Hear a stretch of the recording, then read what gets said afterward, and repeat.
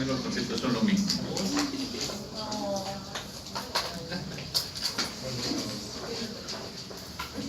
Ya. Eso es una de las cosas más importantes cuando uno enfrenta una insuficiencia respiratoria, aparte de hacer un buen diagnóstico, es saber que tengo que pedir unos gases arteriales y una radiografía de tórax. Cuando uno ve una radiografía de tórax, las imágenes que vemos fundamentalmente son de vasos pulmonares, como ustedes pueden ver acá, el dibujo pulmonar. Entonces le repetimos eso, porque los bronquios son cartílagos, no se ven. A no ser que estén calcificados, que la semilla ya tiene calcinosis, pero rara vez eso se dibuja el bronquio. Por lo tanto, cuando uno evalúa la radiografía, está viendo fundamentalmente la zona vascular y la zona alveolar, más que los bronquios, a no ser que estén dilatados, etc. Estos son algunos datos históricos de cómo se descubrió el oxígeno, que ustedes lo van a revisar, no va a ser muy interesante, pero es como cultura general.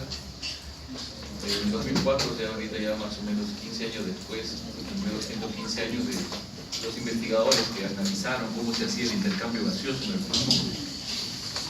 Bueno, ese concepto fue 114, 115 años. Ahí está Borg, creo que se acusa Mari. De igual manera, la relación ventilo-perfusión y la mecánica respiratoria fue todo un tema que llegó alrededor de 1920, y acerca de la presión arterial de oxígeno y PCO2 también, ¿cierto? Alrededor de inicios de 1900. Entonces, todos estos conceptos fisiológicos se conocen así hace muchísimos años, de tal manera que justamente vengo de un congreso, de un simposio donde mucha de la medicina intensiva está volviendo a las fuentes, es decir, a revisar Guyton, a revisar todos los mecanismos que en 1950 se describieron de la función cardíaca y de la función pulmonar. Yo tenía preparado esto para el pulmón, pero tiene mucho que ver en relaciones que a veces no estudiamos bien la fisiología, y especialmente la parte de la fisiología aplicada, ¿no? Entonces esa parte es la que creo que hay un bache, y nos enseñan en la universidad que hay que normalizar todo, la hemoglobina, el oxígeno, el CO2, y no siempre es así, hay que individualizar el tratamiento. No todo paciente necesita normalizar el oxígeno, normalizar el CO2 dependiendo de la severidad de la enfermedad.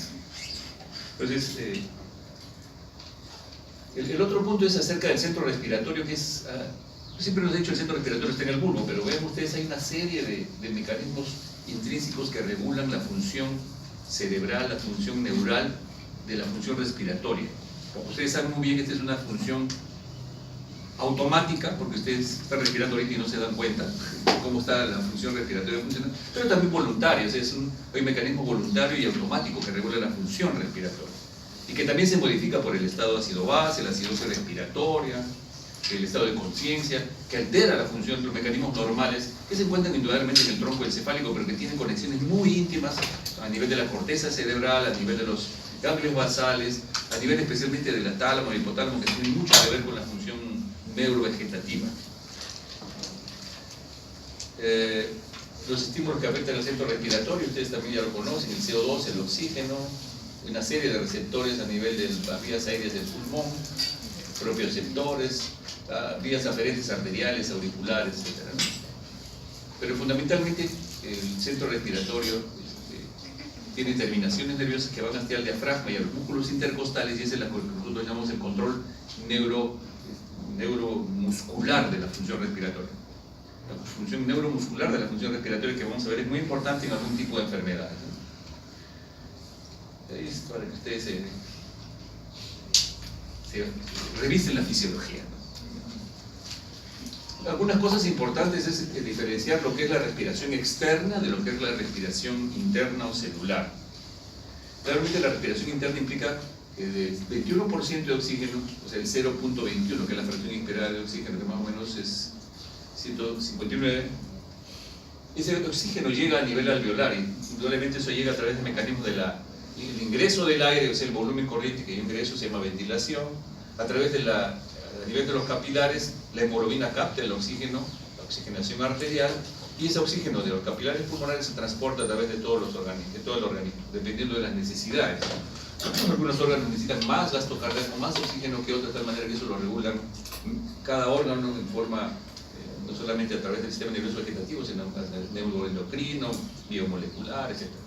Y la respiración interna, que es la utilización, la extracción de oxígeno a nivel mitocondrial, ¿no es cierto? Muchas veces los pacientes tienen trastornos respiratorios porque hay un trastorno mitocondrial, como algunos trastornos metabólicos, como la intoxicación por cianuro, por ejemplo. Esta es una gráfica que solamente quiero que le tomen atención a esto, la presión inspirada de oxígeno, la presión inspirada de oxígeno puede llegar a 150, hemos quedado, ¿no es cierto? La expirada a 120, pero de 150 milímetros de mercurio que hay a nivel inspiratorio, ¿no es cierto?, llega a nivel de los tejidos. Miren ustedes, llega a nivel del pulmón, a nivel del corazón y pulmones, se oxigena la sangre, llega hasta 100 más 97 milímetros de mercurio, y esa sangre oxigenada llega a cada uno de los tejidos, y a nivel de los tejidos, la sangre arterial, vean ustedes, puede llegar a tener, la mitocondria necesita entre 10 a 5.2 milímetros de mercurio nada más. O sea, hay una gradiente de 150 hasta 10 a 5 milímetros de mercurio, y eso es por mecanismos de seguridad. Ustedes cuando van a hacer repasco a 5.000 metros de altura van a tener una hipoxia importante. Tiene que adaptarse a esa mitocondria y a pesar de eso seguir trabajando. Realmente algunos de ustedes van a hacer manifestaciones de soroche, otros no, dependiendo de la actividad física, y muchos es de la actividad física y de sus genes. De tal manera que esta gradiente tiene que tratar de cumplirse en lo posible, dentro de 150 hasta 10 o 5 milímetros de mercurio, y que definitivamente luego que se oxigena la sangre, vean ustedes cómo llega a 40 milímetros de mercurio la sangre venosa, 97 o 97 la sangre arterial, 40 milímetros de mercurio la sangre venosa, y aquí se oxigena y nuevamente llega a 100. O sea, más o menos se extrae un 60% de oxígeno para poder oxigenar adecuadamente los tejidos. Esta es la estructura de los alvéolos, microscopía de los alvéolos. La importancia de que el endotelio capilar a nivel pulmonar no es un elemento simplemente de cubierta de los capilares pulmonares, sino tiene una serie de células que son tremendamente importantes a nivel del lumen capilar. El neutrófilo juega un rol muy importante para controlar las infecciones, cuerpos extraños, calcio, carbono especialmente, ¿verdad? Y que hay procesos inflamatorios que lesionan el alvéolo, el endotelio, y pues generan no solamente infecciones, sino también edemas pulmonares no cardiogénicos, lesión pulmonar. El otro tema es acerca de a nivel del lumen alveolar. A nivel del lumen alveolar están los neumocitos 1 y tipo 2 que producen la sustancia surfactante, que es la que mantiene estable el alveolo, que no se colapsa el alveolo. De tal manera que el síndrome de distrés respiratorio del recién nacido es un déficit de surfactante, y hacen falla respiratoria porque hay colapso alveolar en los recién nacidos. Hay que inducir con corticoides, la duración fetal, etc. Y definitivamente eso es una forma del recién nacido, y que se refleja en muchos pacientes adultos como síndrome de distrés respiratorio agudo en el adulto, que simula la misma enfermedad pero ya por causas secundarias: infecciones, sepsis, neumonía, trauma, quemaduras, etc. De igual manera, los polimorfos nucleares y los macrófagos están viajando de un lado a otro, dando seguridad del sistema inmune y detectando gérmenes o sustancias extrañas a nivel intercapilar y a nivel alveolar. Entrando ya de lleno en este tema de la insuficiencia respiratoria, ustedes van a encontrar que no hay una sola definición de insuficiencia respiratoria. Entonces, la definición de insuficiencia respiratoria está relacionada a la incapacidad del aparato respiratorio de aportar oxígeno y de eliminar el CO2, que es lo que requiere el organismo. En términos gasométricos, cuando tenemos un PO2 menos de 60 y un PCO2 más de 50, hablamos de diagnóstico ya de una insuficiencia respiratoria aguda. Menos de 60 milímetros de mercurio de PO2 o más de PCO2 de más de 50 milímetros. El diagnóstico es clínico, pero se confirma gasométricamente el tipo de insuficiencia respiratoria. Quizás esto no es válido para los pacientes con enfermedad pulmonar crónica. Esto es solamente para los pacientes con pulmón previamente sano. Porque ustedes saben que los pacientes crónicos pueden tener PO2 más bajo, o si son retenedores crónicos pueden tener CO2 más alto, y no necesariamente están en falla respiratoria, sino están estables, son EPOCs o fibrosis compensadas, ¿no? Acá un poco también de la estructura terráquea, para que no vamos a pasarlo rápido. El otro tema es que esta definición de insuficiencia respiratoria también tiene que adecuarse a la altura en la cual nosotros estamos viviendo o van a ir a trabajar. Algunos la hipoxemia produce agitación y en otros somnolencia, mira, está hipercápnico ese muchacho. ¿Ah? Voy a ir a jugar por la selección, la creación. Ya. Entonces, más de 3.000, hay más o menos un 35 o 40% de la población que vive por encima de los 3.000 metros en el país. De manera que las definiciones en Huancayo, el doctor Carlos Lahoz, gran intensivista de ahí de Huancayo, ha hecho muchos estudios de esto y hay todo un programa de estudios de la enfermedad de la altura en medicina intensiva, ¿no? Entonces, de tal manera que estos son los diagnósticos por ejemplo, en Huancayo, el diagnóstico de insuficiencia respiratoria se hace cuando tiene menor de 50, de menor de 45 de VO2, porque normalmente puede tener 50 y 55. Ya me imaginan ustedes en Huancavelica, en La Oroya, donde ese día en Cerro del Pajo, ¿cierto? Entonces, personas están adaptadas parcialmente a la altura. Digo parcialmente porque está demostrado ya que nosotros tenemos muchos años de población en esas zonas, pero por ejemplo en el Asia, ¿cierto? En el Everest, hay mucha gente que vive ahí hace milenios y no hacen soroche ni enfermedad aguda, enfermedad de monje, que es desadaptación a la altura. Eso lo he demostrado hace un buen tiempo en algunos trabajos de investigación de la doctora León Velarde, que ha sido decana de la Facultad de Cayetano Heredia, que es investigadora, junto con el doctor Carlos Monge Medrano. Y ellos han demostrado que nosotros estamos parcialmente adaptados a la altura, porque hacemos esto de soroche y insuficiencia de desadaptación a la altura, enfermedad Monge. Que estando muchos años en la altura empiezan a decir insuficiencia cardíaca, hipoxia, tiene que bajar. En cambio, allá en el Asia, definitivamente la gente vive allá y nunca tiene problemas, puede bajar la altura, subir, y eso es interesante ese estudio. Mientras más altura, la presión atmosférica va disminuyendo, aunque la concentración de oxígeno es la misma. O sea, si tenemos a 1000 metros, 0 metros, 760 milímetros de mercurio, más o menos el P2 traqueal es 149, y conforme aumenta la altura, indudablemente la presión atmosférica cae, pero el 21% sigue siendo el mismo, y el 21% de 1000, de 2000, de 3000, o 4000 o 5000, la presión traqueal también disminuye, ¿no? Acá tenemos en la altura las presiones alveolares, PO2, hemoglobina de oxígeno, la presión venosa de oxígeno, de cuánto se extrae, y el CO2. Ven ustedes como a 3000 metros el PO alveolar 57, por lo tanto 53 es normal para ellos. Por lo tanto, menos, yo puedo tener 45 recién, estar en insuficiencia respiratoria. ¿Qué más? La hemoglobina, la presión venosa, el PCO2 cae porque hiperventilan un poco para mejorar la concentración de oxígeno en el nivel alveolar, y miren ustedes 6000 metros, ¿no? 34 de PO2. Por eso ellos están con policitemia y cianosis muchas veces, ¿no? 33 de presión arterial de oxígeno. Y llegan a tener un CO2 de 30, o sea, ellos están hiperventilando. Normalmente el hombre de la altura hiperventila para compensar, mejorar la concentración alveolar de oxígeno y mantener estos niveles. Estos términos ustedes lo van a encontrar en los textos cuando revisen, ¿no? PA mayúscula es alveolar, PA minúscula es presión parcial arterial de oxígeno, milímetro de mercurio, presión venosa de oxígeno, la concentración de hemoglobina, porcentaje de saturación de la hemoglobina, y P, la presión arterial de CO2. Un dato muy importante es que conforme pasa la edad, el pulmón se va deteriorando por los efectos de la senilidad, y por lo tanto la capacidad funcional de ese pulmón se deteriora. Entonces, al deteriorarse va ¿está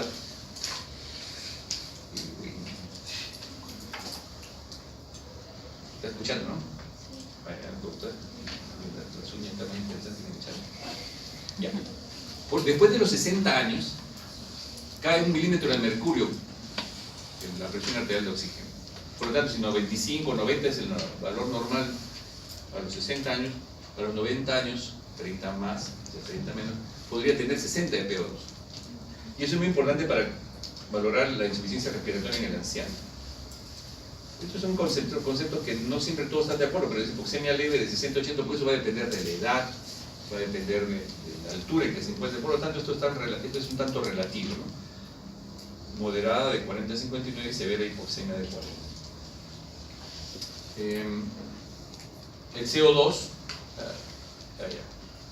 El pH es normal, 7,4. En relación al CO2, ustedes han visto que en la primera gráfica veían ustedes unas unidades ahí, unidades internacionales de presión, ¿no es cierto? Usualmente esto es milímetro de mercurio, ¿no es cierto? Y yo divido estos valores entre 0.133 y esto es 5.3 kilopascales. Todavía no estamos usando esas unidades, pero se supone que en los siguientes años los laboratorios, los kilopascales van a ser las unidades internacionales de presión. Actualmente estamos usando milímetros de mercurio. Si tenemos 40 milímetros de mercurio, eso lo divido entre 0.133 y me sale el número de kilopascales como unidad internacional de presión. ¿Okay? Esto de acá es 4 a 6.7 kilopascales. Entre 0.133 va a ser más o menos el valor del CO2, ¿no? Algunos datos importantes también, además de los datos clínicos que vamos a tener que ver en un paciente con insuficiencia respiratoria, tenemos que considerar la edad, la severidad, el compromiso radiológico, el patrón respiratorio, que es tan importante. Cuando tomamos los gases arteriales para hacer el diagnóstico de insuficiencia respiratoria, tenemos que saber que actualmente hay jeringas especiales para la toma de muestras, ¿no? Que tienen una cantidad de anticoagulante que está ahí fijo en la jeringuita y que definitivamente ya no necesito agregarle heparina como antes. A veces cuando se acaban esas jeringas hay que agarrar una jeringa y bañar la jeringa con heparina, pero ustedes deben saber que uno debe solamente bañar la heparina y botarla toda de la jeringa, porque si ustedes dejan algunos milímetros de heparina, la heparina es un ácido mucopolisacárido ácido sulfatado, un mucopolisacárido ácido sulfatado, y va a acidificar el pH de esa sangre. Entonces, si yo quiero sacar esa sangre para una muestra de gases arteriales para diagnosticar si tiene insuficiencia respiratoria o no, tengo que bañarla con heparina nada más, eliminarla toda, tomar la muestra y procesarla inmediatamente. Si la hago inmediatamente, puedo transportarla sin hielo. Pero si no voy a hacerlo inmediatamente, debo ponerle en hielo no más de 30 minutos. Más de 30 minutos ya que se haga ya no es válido, se pierde ese valor. Y tenemos que considerar que, por ejemplo, ustedes saben muy bien que el glóbulo rojo tiene un metabolismo aeróbico o anaeróbico, el glóbulo rojo. ¿Ah? ¿Ah? Aeróbico, ¿no? Yo el oxígeno, ¿cierto? No, es anaeróbico su metabolismo. Las únicas células que tienen transporte el oxígeno al glóbulo rojo, pero usa un metabolismo anaeróbico. No consume oxígeno el glóbulo rojo.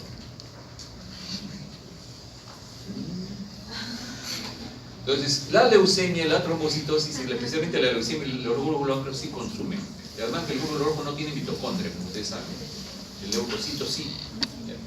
Entonces, cuando hay trombocitosis, cuando hay especialmente la leucemia, hay que tener un poco de dificultad para hacer diagnóstico de insuficiencia respiratoria. Pero si hay datos clínicos, valoramos eso. Ustedes sacan unos gases a un leucémico para ver cómo están sus gases, puede haber hipoxemia y no necesariamente estar en falla respiratoria. El siguiente, ya está. Muy bien, ahora sí, un poco más rápido el tema. Si la insuficiencia respiratoria, ustedes seguramente, muchos de ustedes conocen esta clasificación de tipo 1, tipo 2 o mixta. La tipo 1 es isocoxigenatoria, la tipo 2 es ventilatoria o hipercápnica, la primera es hipoxémica o oxigenatoria, la segunda es ventilatoria o hipercápnica y la mixta tiene de los dos. ¿Sí? Cuando hablamos de insuficiencia respiratoria tipo 1, nos referimos a un trastorno de ventilación-perfusión, la presencia de un shunt pulmonar o un trastorno de la difusión. Para algunos autores esta última etapa del trastorno de difusión no es tan válida porque tiene que haber una fibrosis pulmonar muy severa para que esto funcione como un problema para que se transporte el oxígeno y barra el CO2. El CO2 es altamente difusible en el alveolo. Entonces tiene que haber una fibrosis pulmonar muy marcada para que ocurra realmente el trastorno difusional. Se menciona, pero no es el más importante. Lo más importante son los dos primeros. Y cuando hablamos de trastorno de la ventiloperfusión, un trastorno de la ventiloperfusión es más o menos, para que ustedes se queden en la cabecilla, nosotros respiramos 500 mililitros en cada respiración, ¿están de acuerdo? Y unos 12 respiraciones por minuto, ¿están de acuerdo? 12 respiraciones de 500, ¿cuántos litros es? 6 litros, ¿cierto? 6 litros. 6 litros de aire que ingresa al pulmón, ¿sí? Si cada contracción cardíaca hace que elimine el ventrículo 70 mililitros de sangre, si hay una frecuencia cardíaca de 80 o 70, 80, más o menos, si con cada contracción cardíaca el ventrículo izquierdo elimina 70 mililitros de sangre y la frecuencia cardíaca es 70, ¿cuántos litros de sangre elimina el ventrículo? 505.600, ¿no es cierto? ¿Está bien? ¿Estamos de acuerdo o no? O sea, hay 6 litros de aire y casi 6 litros de sangre que llega al pulmón. Es por eso es que se dice que la relación ventilo-perfusión tiene que ser muy cercana a 1, 0,8, porque tiene que haber la misma cantidad de litros globalmente de aire y globalmente el mismo volumen de sangre que llega. ¿Okay? Y esa es la relación. Cuando hay un trastorno de la ventilo-perfusión, pregunten al profesor, a cualquier cosa, ¿qué cosa es la relación ventilo-perfusión? Bueno, es que contra la ventilación, güey. No, pero no le entiendo, a ver, explica. Y ese concepto de tener claro que hay litros de aire que entra al pulmón y litros de sangre que entra al pulmón y que son los que ocurren, entre los cuales ocurre el intercambio de oxígeno, es muy importante para poder entender todo lo que viene después. En relación al shunt intrapulmonar, bueno, es simplemente lo mismo pero más severo. Ahora vamos a ver por qué. Es lo mismo pero mucho más severo. Y si habla de shunt, cuando nosotros tenemos, por ejemplo, un alveolo muy enfermo, que no se oxigena nada y la perfusión es normal. Cuando hablo de trastorno ventilo-perfusión, como vamos a ver ahora, está enfermo, pero algo de oxígeno. Pero en general es cuestión de grados. Tanto en el trastorno ventilo-perfusión como el shunt hay un problema de BQ, y en el shunt intrapulmonar probablemente hay más de B, en donde no se ventila nada y se perfunde la sangre con 40 milímetros de mercurio que hemos visto, pasa por ese alveolo y no le pasa nada. Normalmente sale de 40 milímetros de mercurio la sangre venosa, pasa por el alveolo y llega a 97, hemos visto, ¿no es cierto? Entonces, cuando está con un shunt intrapulmonar, ese 40 milímetros de mercurio de sangre venosa llega por capilar en esas unidades alveolares, no se oxigena y ocurre una mezcla que cada vez puede ser peor. ¿Está claro, Tino? ¿Estás entendiendo? Te voy a preguntar. Listo. Entonces, esto es un problema de la oxigenación. Hay algunas cosas de semiología que lo van a ver.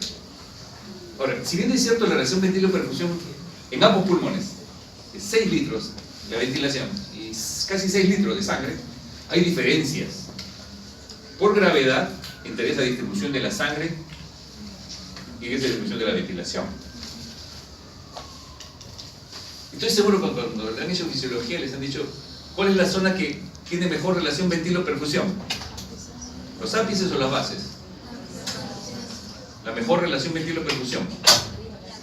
¿Ah? A ver, levante la mano quien dice que la mejor relación ventilo-perfusión la tiene la base. Levante la mano. Levante la mano. 4, 5, 7 ya. Mejor el ápice. Casi digo que el otro no sabe nada. No te pasa. Bien. A ver. Si se dan cuenta, la mayor área del pulmón está en la base. El pulmón apical es más pequeño. ¿Está bien? 2. Por gravedad va a haber más sangre en las bases. Por gravedad se distribuye más sangre en las bases. Por lo tanto, indudablemente que la base va a ser mejor ventilada. Perdón. Mejor perfundida. Se cruzó el hemisferio izquierdo derecho. Ya. Estoy con trastorno de ventilo-perfusión. Entonces va a haber mejor perfusión en la base. Hasta ahí no hay duda. Por la gravedad, los 6 litros más va a haber en la base. Le pongo esa pregunta en el examen. Ya, 20. No es tan sencillo. El otro punto es que si acá hay más área, tanto en la célula 3 y 4 que mencionan acá, por lo tanto va a entrar más aire, pues, ¿no es cierto? La base también va a ser más ventilada. O sea, la base es más ventilada, más perfundida. ¿Sí? Siempre. Y acuérdense, y eso al ser más ventilada y más perfundida quiere decir que las presiones alveolares de oxígeno en la base, como se intercambia cada rato, las presiones alveolares de oxígeno van a ser más bajas, porque la sangre va a estar extrayendo el oxígeno permanentemente. Mientras que las ápices, por gravedad, llega menos sangre. ¿Sí? ¿Estamos de acuerdo o no? Los ápices llega menos sangre. Y por área también llega un volumen de aire menor. Y como hay menos sangre, menos intercambio de oxígeno. Y las presiones alveolares de oxígeno son más altas arriba que abajo. ¿Por qué no es que hay menos intercambio? Acuérdense por qué la tuberculosis afecta a los ápices. Siempre acuérdense de eso, ¿no? Pues le gusta el oxígeno. Y justo se mete en el alveolo. Y como el alveolo está que se baña, es su piscina. Bueno, como los baños del Colca. Entonces en el alveolo, en el ápice hay menos ventilación, menos perfusión. En la base hay más ventilación, más perfusión. Pero ahí viene una cosa. La relación ventilo-perfusión es mayor en el ápice. Porque indudablemente, si esto es un cociente, BQ, ¿no es cierto? Ustedes saben que es un BQ. Si el Q, perfusión, es menor arriba, la relación siempre va a ser mayor. Si abajo el Q es muy alto, el BQ es menor. Simplemente por cuestión de relación. Por tanto, cuando hablamos de trastorno de relación ventilo-perfusión, hablamos de esta distribución de volumen y sangre, 6 litros, cercana a 1, ¿no? Y que la distribución de esa relación ventilo-perfusión en los ápices, al medio y en la base son diferentes, pero que tratan de mantener una distribución tal para mantener un PO2 de 90-95 y un CO2 de 40. ¿Entendí? Y algo más, mire, ese gráfico muestra que como el pulmón está, hay una presión menor que la atmosférica en la pleura, ¿no es cierto? Que mantiene una presión, ustedes siempre les enseñan que es presión negativa. La presión negativa no existe, es un convenio, un consenso. Son presiones menores que la atmosférica nada más. Porque 5 milímetros de mercurio de la pleura es 760, 755 tiene. Porque si no fuera así, cuando ustedes hacen un neumotórax, se revienta el pulmón. Entonces, y por esa tracción que hay del pulmón, los alveolos apicales son más grandes que los chiquititos de abajo. Y entonces eso implica que el alveolo, cuando llega el volumen corriente, o ustedes una capacidad pulmonar total y hace una inspiración total, el alveolo apical está ya más cercano a su máxima extensión, por lo tanto ventila menos también. No solamente porque le llega menos aire, sino que el alveolo está más grande. En cambio el chiquitito puede entrar más aire, más ventila más. En cambio el otro ya está más grande, entonces menos volumen, menos aire, ventila menos, perfunde menos, pero la relación ventilo-perfusión es más alta. ¿Estamos?